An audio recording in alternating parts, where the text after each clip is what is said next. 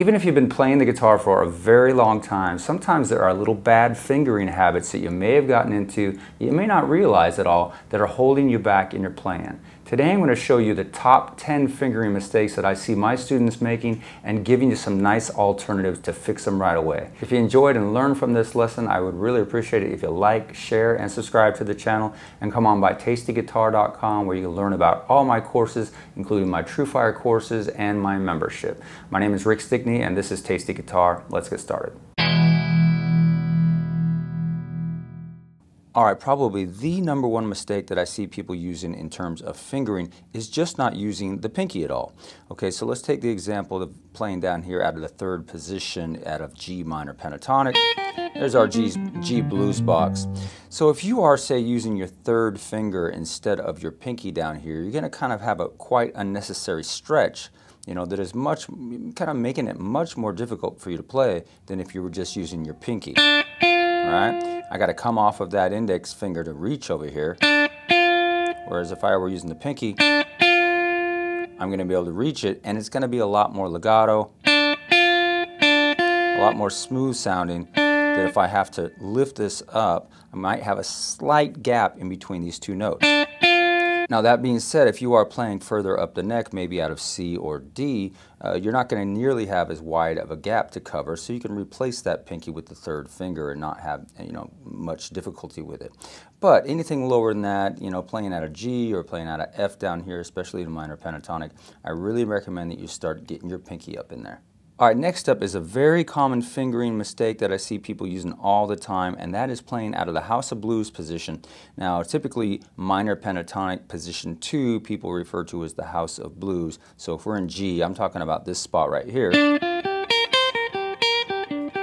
Alright, this little spot right here. So here's the most common mistake that I see in this space, and that is transitioning from that first position into position 2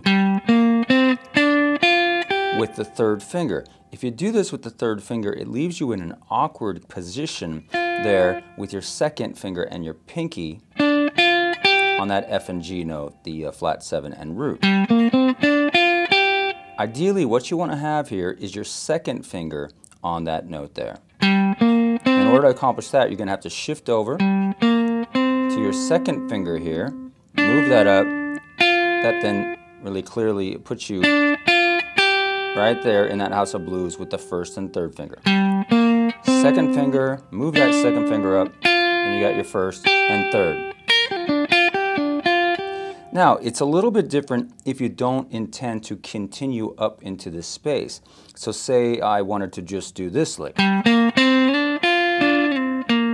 Alright, in this case, the third finger makes the most sense because I'm returning here and not continuing up in that position 2. But if you intend to kind of continue in position 2 and play out of that House of Blues, shift to the second finger here. And that's going to set you up in that ideal positioning there in the House of Blues. Another very common thing that I see with a lot of my students that I always try to correct is when I see them using the same finger on the same fret on adjacent strings. So let's take, say, the example here. Right there. Really simple lick.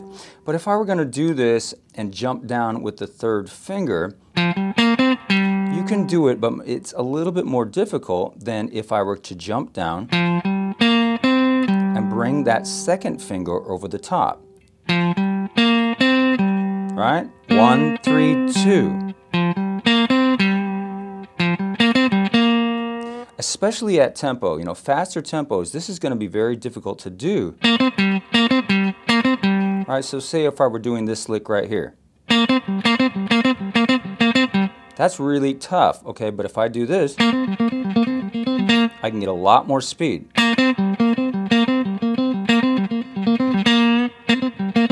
That's as fast as I can get when I jump down there with my third finger.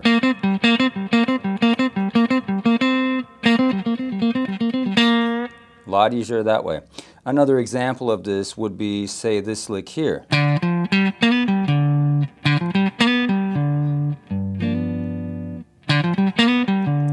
If I bring the second finger over the top of the third finger, I don't have to leap down here with my third finger. It makes it a lot easier to play. Right? There's the leap down with the third finger. Makes it a lot more difficult.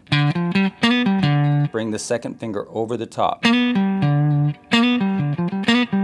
All right, next up we're going to talk about bending, and this is not really just a fingering mistake, but kind of what you actually do with the fingers in a bend. Now let's take the example of bending the F note here at the 6th fret on the B string to the sound of the G, a whole step bend. Now here's what I see a lot of.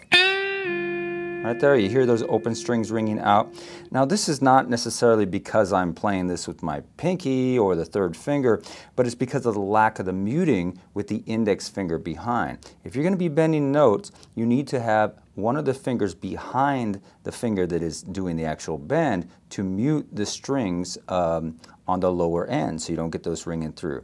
Okay, so if you are going to be bending, say, you know, with the pinky here, help push that note up with the fingers behind. With my third and second finger, I'm going to help do the push, do the bend. That index finger is back there kind of laying over, muting the G and D strings so they won't get pulled down on the release of the bend and sound as open strings. Okay, so this is not really a fingering thing per se, but it is definitely going to help to clean up your bends. Same thing if you're doing a bend with the third finger. Use that second finger behind it to help push it up.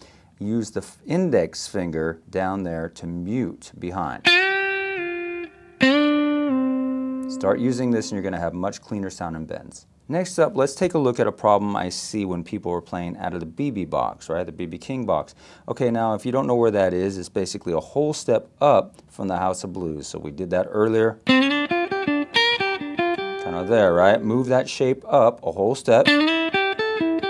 That's where the BB box is. Now the biggest problem that I see when people play out of this position is kind of doing this.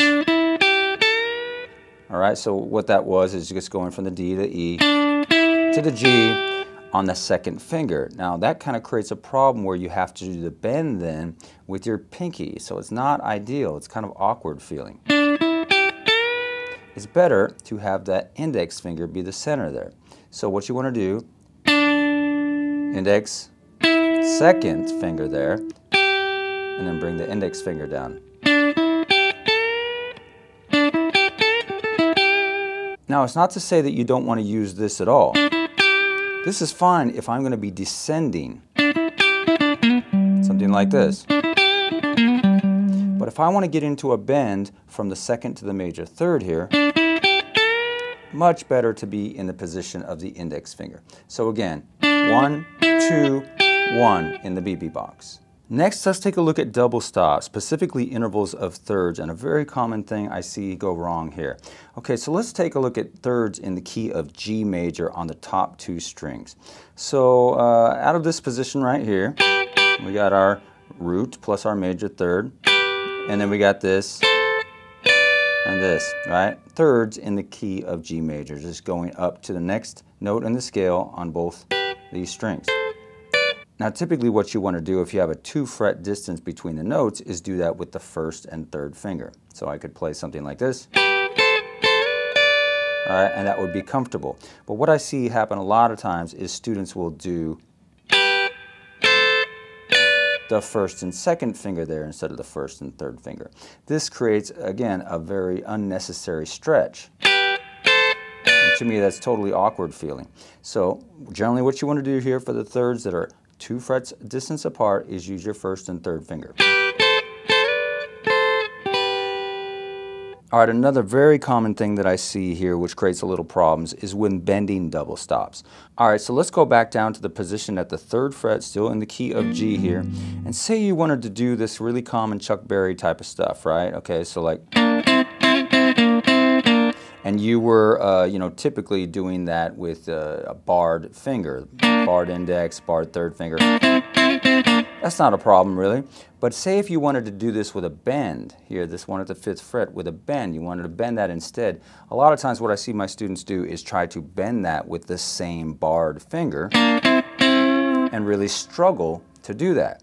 Well, the better thing to do here is instead of playing that with the barred third finger, play it with your 3rd and 4th finger. Much easier to bend now. Much more control. Same thing up at the top. Alright, try to do that with a barred finger. You can barely do it, but this is much easier. Next up, let's talk about arpeggios a little bit and one common problem I find here. Now, generally speaking, I like my arpeggios to span only 3 strings. To me, that just makes them easier to play. So let's take an example of the G major 7 arpeggio down here. Now, if I played it like that, it's spanning 4 strings. And you could certainly do that, but now you're having to cover 4 strings, which, you know, could create picking problems. Okay, but if you played it, say, instead with the 3rd finger, 2nd finger, 1st finger, you could then bend or slide into the F sharp note there at the 7th fret, your 7th. To me, that's a lot easier to play than this. And also you get the added benefit of the different articulation, right? So the bend or the slide. Or of course you could just leap up to that 7th as well. So anyways, if you find that you are playing arpeggios and they're spanning 4 strings, look for alternate fingerings that you can play the same arpeggio with 3 strings. Alright, another very common thing I see people do, especially when playing out of major, the major scale, is kind of having an unnecessarily difficult fingering when just running up a scale in whole steps. So let's take an example of the C major scale down here at the 3rd fret, kind of played out of this pattern. Now what you see that I did here is I used my 2nd finger there and then the pinky. So when I have consecutive whole steps in a scale pattern or a lick or something, I always want to use the 2nd finger instead of the 3rd finger. This is what I commonly see people do, is go to the 3rd finger here, but that creates this very awkward gap here that you can't really reach over with the pinky and get that. Alright, so 2nd finger, now we have this big space between that and our pinky, which makes it easy to reach that 7th fret. Try doing that with the 3rd finger.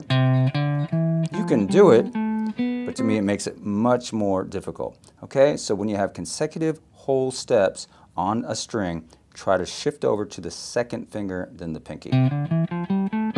Much easier. Alright, one more really awkward thing I see people do a lot is out of minor pentatonic position 4. So still out of the key of G here. If I were playing this just as a scale exercise, I might do this. But when you're actually using this pattern in licks and in playing, you don't want to be here, 1st, 3rd, 2nd, 4th. Right? Because most of the time you want to be able to do bends with this C note. Okay, and the best thing to do here is be in the position with the 1st finger, 3rd finger to get that strength of the 3rd finger for your bends. So, you want to be able to shift over 1st, 2nd, 1st, 3rd. So get in the habit of practicing that scale position in this fingering.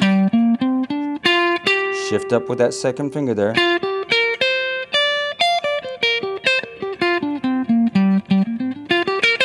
So every time you end up in this space, you automatically move to that 2nd finger, which sets you up for that very comfortable position of doing your bends with the 3rd finger.